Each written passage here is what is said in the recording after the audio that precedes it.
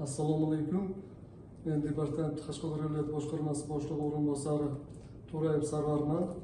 Bugun Respublika rahbariyatining tashabbusi bilan Bosh prokuratura tashabbusi bilan muzeyda bizga ekskursiya tashkil qilindi.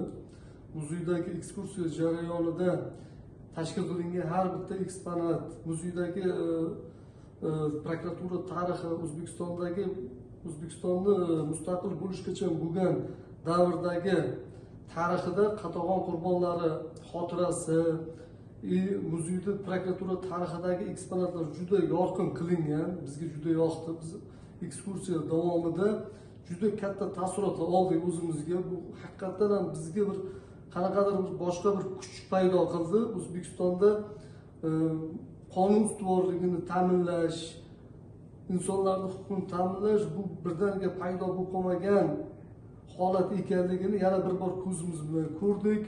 Muzeydagi mana bu Qatag'on pastdan keladigan bo'lsak, Jizzax Qatag'oni bo'ladimi yoki bo'lmasam prokurorlarning Qatag'onlari bo'ladimi, har bitta holat insonni etini junjiktirib yuboradigan darajada ta'sirli qilib yoritilgan. Men juda bu muzeydagi eksponat, muzeyda bajarilgan, amalga oshirilgan, qilingan ishlardan juda katta taassurot oldim bugun. Rahmat.